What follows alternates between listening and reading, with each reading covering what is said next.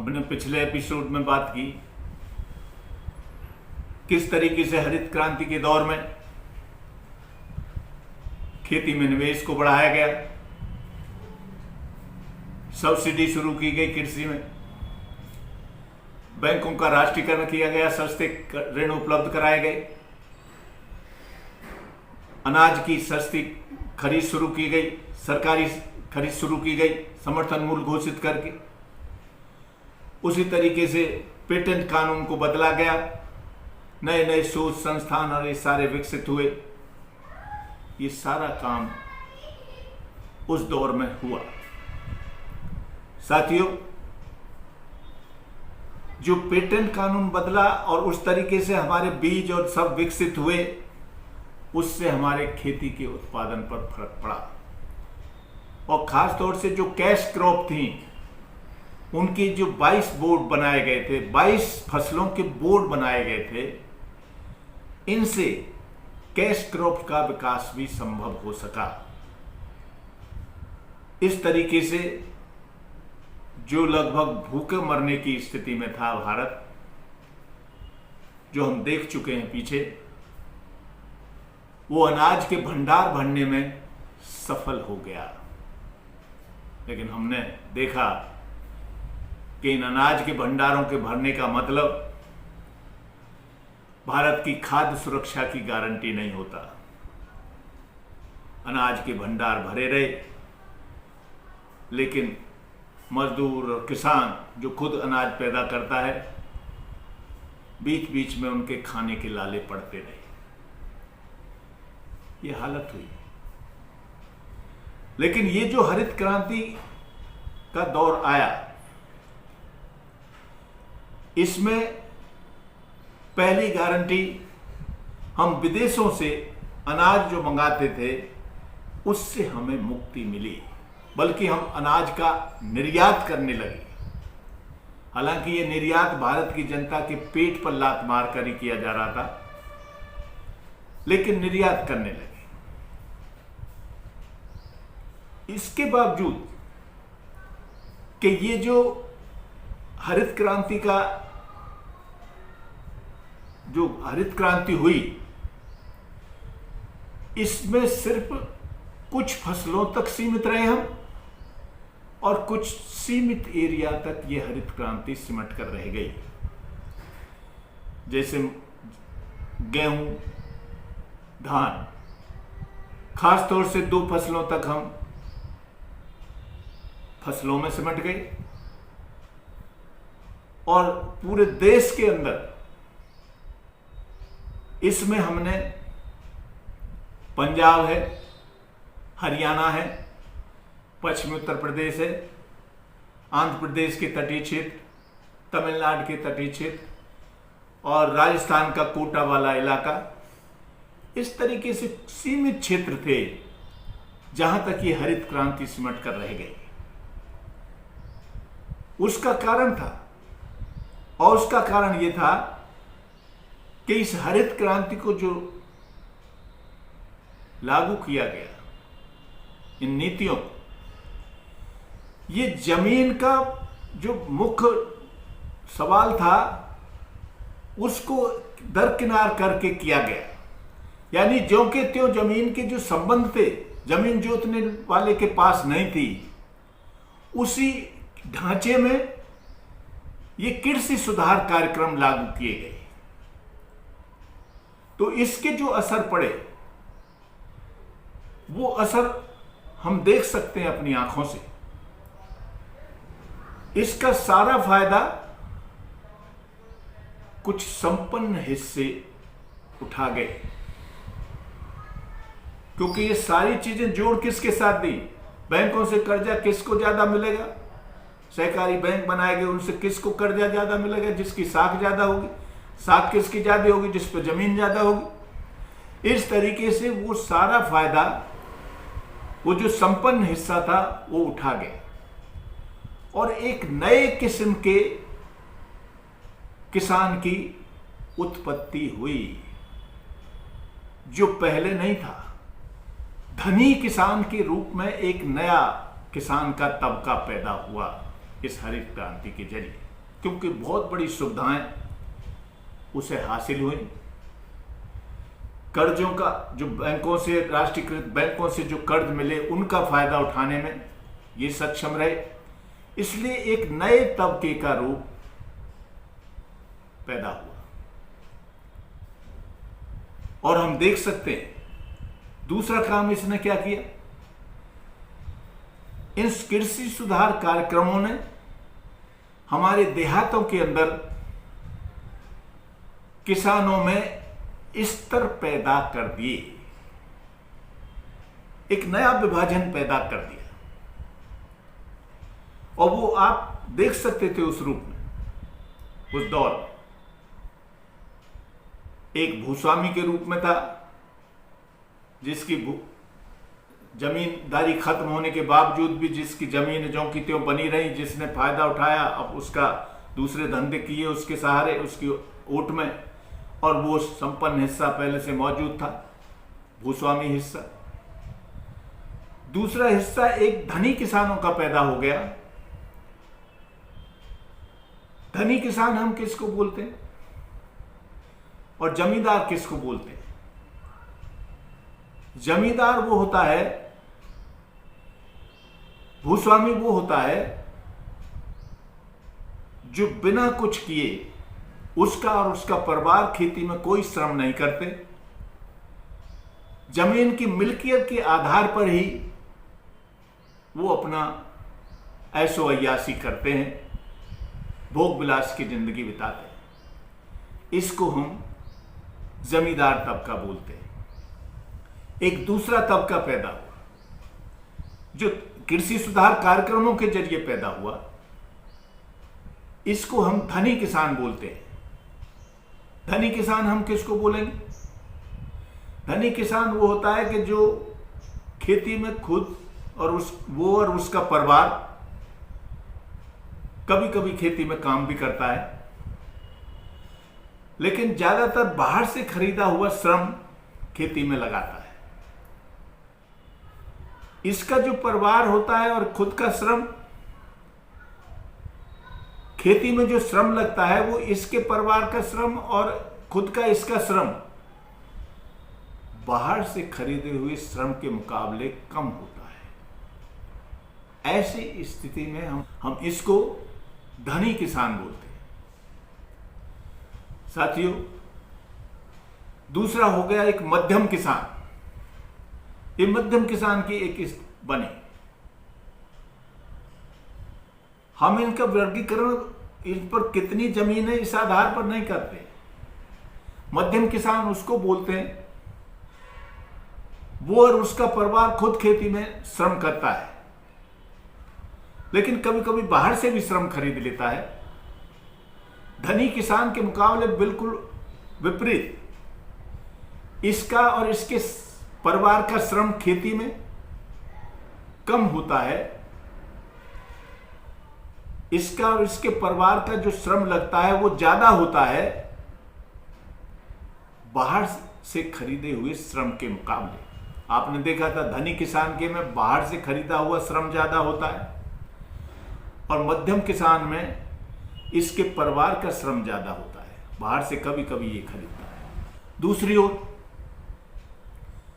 छोटा किसान होता है, गरीब किसान। ये अपने खेत में खुद काम करता है, खुद मेहनत करता है ये और इसका परिवार, लेकिन इसकी आय, ये कहीं बाहर भी श्रम करता है खेती के मुकाबले, और इसकी जो आय होती है वो बाहर किए हुए श्रम के मुकाबले खेती में किए श्रम से ज्यादा होती है, उससे ज्यादा हिस्सा आता है। इसी तरीके से एक हिस्सा खेत मजदूर के रूप में पैदा हुआ, यानी खेती की जमीन जिनके हाथों से खिसकती रही और खेत मजदूर बनते रहे, ऐसे खेत मजदूरों को, इनको हम उजड़ा हुआ किसान बोलते हैं। ये उजड़े हुए किसानों की एक बड़ी संख्या पैदा हो गई। इन पर 1 एकड़ जमीन हो सकती है, लेकिन ये बाहर श्रम करने के लिए मजबूर हैं। यहां ये फर्क होता है कि इसका खेती में जो अपने खेत पर इसका श्रम लगता है वो इसके और इसके परिवार का श्रम ज़्यादा होता है। बाहर से श्रम जो करता है उससे ज़्यादा इनकम होती है इसकी। बाहर जो श्रम करता है, अपनी खेती पर जो श्रम करता है उसके मुकाबले इसकी आमदनी बाहर जो श्रम करता है उससे ज़्यादा होती है। और कृषि सुधार कार्यक्रमों ने हिंदुस्तान के देहात में किसानों के ये स्तर पैदा कर दिए गए और इसलिए साथियों एक नई स्थिति पैदा हो गई। किसानों के संघर्ष के रूप में भी ये स्थिति पैदा हुई। साथियों,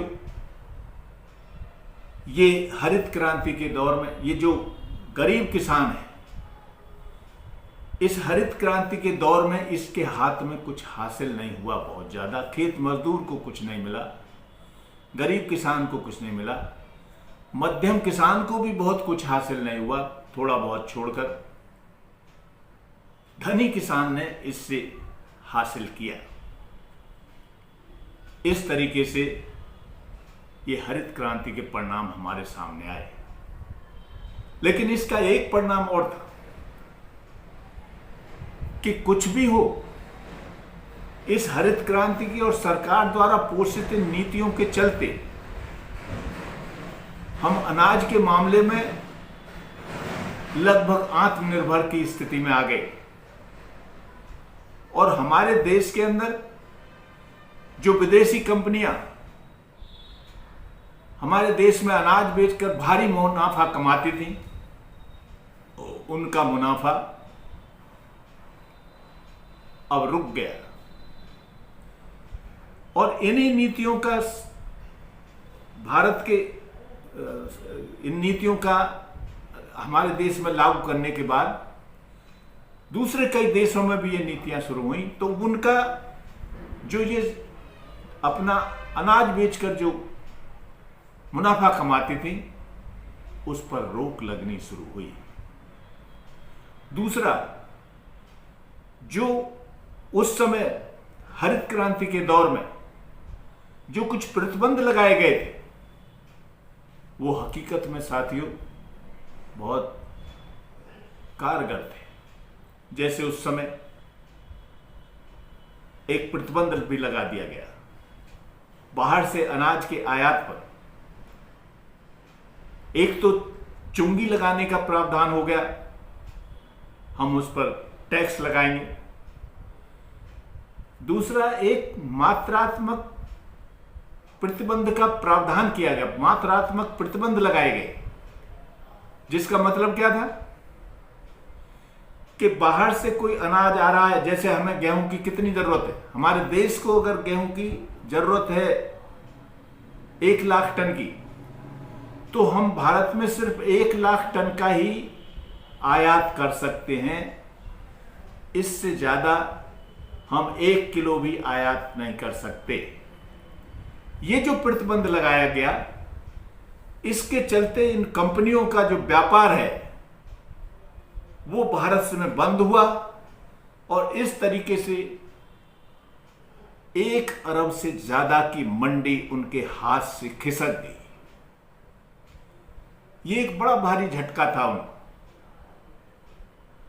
इसके सहारे हमारे दूसरे क्षेत्रों में भी, दूसरे दाल के उत्पादन में भी, तिलहन के उत्पादन में भी, कैश क्रॉप जो पैदा की गई उनके उत्पादन में भी जो तरक्की हुई, उनमें खाली अनाज का ही सवाल नहीं, चीनी के मामले में, दूसरे और मामले में भी उनके बाजार हट गए, यहां से कुछ सिकुड़ गए। ये स्थिति पैदा हुई। इसलिए साथियों, अंतर्राष्ट्रीय स्तर पर एक नई स्थिति पैदा होने लगी और वो एक हमें नया युग लाने की तरफ संकेत दे रहा था। इस बीच एक घटना भी घटी और वो घटना घटी सोवियत संघ का विघटन। सोवियत संघ विघटित हो गया। समाजवादी खेमा विकसित हो गया। आप जानते हैं, हमारे देश की आज़ादी और हमारे देश की खेती के विकास के साथ कुछ अंतर्राष्ट्रीय स्थितियां बराबर जुड़ी रही हैं। जिस समय हमने आज़ादी हासिल की, हमारे देश की जनता ने बहादुराना संघर्ष करके, इस संघर्ष को प्रेरणा 1917 में सोवियत संघ के अंदर क्रांति हो चुकी थी। मजदूर किसान अपना राज बना चुके थे और उसने पूरी दुनिया के पैमाने पर जो साम्राज्यवादी लूट के क्षेत्र थे, इन पर अंकुश लगाने का काम किया और एक ताकत का रूप ग्रहण कर लिया। इन गरीब देशों की हिफाजत करने के लिए, साम्राज्यवादी लूट से इनको बचाने के लिए एक खेमा, समाजवादी खेमा पैदा हो गया था। अच्छी बात यह थी कि भारत के जो हमारा सत्ताधारी गठबंधन था, इसने अपना हित इसमें देखा कि ये ना इस गुट के साथ होगा ना इस गुट के साथ होगा, और एक गुट निरपेक्ष नीति जो बनी उसमें आगे बढ़कर भारत ने हिस्सेदारी की। उसका नतीजा क्या निकला? उसका नतीजा ये निकला कि हम इन स्वतंत्र अपनी नीतियां भारत के अंदर लागू करने में सफल हो गए। हमारी सरकार बिना किसी अमेरिकी या दूसरे देशों के दबाव के, हालांकि दबाव में रहते थे वो अलग बात, लेकिन बराबर में एक ताकत मौजूद थी जो मदद करती थी और इसलिए अपनी स्वतंत्र नीतियां बनाने में सफल रहे। और इन्होंने इस तरीके के प्रतिबंध लगाने का ये जो हिम्मत की, ये तभी संभव हो सका साथी। ये बहुत बड़ा काम था, लेकिन दुर्भाग्य से ये सोवियत संघ और समाजवादी खेमा ढह गया। इसके ढह जाने के बाद वो जो पूरे अंतर्राष्ट्रीय वित्तीय पूंजी के जो लूट के तौर तरीके थे, वो फिर से शुरू हो गए। विश्व शक्ति संतुलन बदल गया और उन्होंने मनमानी तरीके से फिर से शुरुआत कर दी और एक नई किस युग का शुरुआत हुई, जिसे हम उदारीकरण का युग बोलते हैं। यानी उसी अंतर्राष्ट्रीय वित्तीय पूंजी ने पूरी दुनिया में एक तरफा तौर पर मनमानी तरीके से इन देशों को लूटना, इनके प्रावधान बनाना, इनके प्रावधान करना लूट के, वो शुरू कर दिए। और ठीक यही दौर था जो 90-91 में सोवियत संघ के विघटन के बाद शुरू हुआ है। और वहां जबरिया इन देशों के सत्ताधारियों को जबरिया तरीके से दबाव डालकर उनको तरह तरह के प्रावधान लागू करने के लिए बाध्य किया गया। इसमें सबसे बड़ा घटना डंकल प्रस्ताव के रूप में सामने आया था। आप जानते हैं, अंतर्राष्ट्रीय व्यापार को नियंत्रित करने के लिए गेट संस्था पहले से कार्यरत थी। वो सिर्फ व्यापार के नियंत्रण के लिए थी, अंतर्राष्ट्रीय व्यापार के। इन गेट वार्ताओं का उरुग्वे दौर का वार्ताएं चल रही थी, उरुग्वे दौर की। ये जो वार्ताएं चल रही थी, आर्थर डंकल नाम के जो इसके डायरेक्टर थे, उस आर्थर डंकल ने इन गेट वार्ताओं में एक प्रस्ताव पेश किया और वो प्रस्ताव दुनिया में एक नई अर्थव्यवस्था कायम करने के लिए था। एक्चुअली इन्होंने बहुत तैयारियों के साथ में दुनिया भर के स्पेशलिस्ट, तकनीशियंस, साइंटिस्ट, सब जो विशेषज्ञ हैं विशेष सारे विषयों के, उनका बड़ा भारी होमवर्क किया गया और 6000 पेजों का एक प्रस्ताव इन गेट वार्ताओं में रखा गया साथियों। लेकिन याद रखिए, जब ये प्रस्ताव रखा जा रहा था, आसान नहीं था पूरी दुनिया में इनको लागू करना। यानी जो देश आत्मनिर्भर हो रहे थे खेती में, जो आत्मनिर्भर हो रहे थे औद्योगिक विकास में, जो अपना आत्मनिर्भर तरीके से अपना विकास कर रहे थे, उनके सामने दूसरा सवाल कि अंतर्राष्ट्रीय वित्तीय पूंजी के दबाव में वो जगह छोड़ें, उसके लिए स्पेस छोड़ें, लूट का स्पेस, ये उनकी कोशिश थी।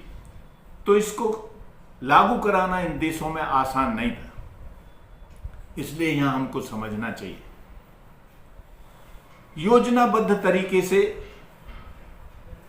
सोवियत संघ के न बटने से हमने देखा कि किस तरीके से उनके जो विश्व शक्ति संतुलन में बदल चुका था, कोई अंकुश लगाने वाली ताकत उन पर नहीं रह गई थी।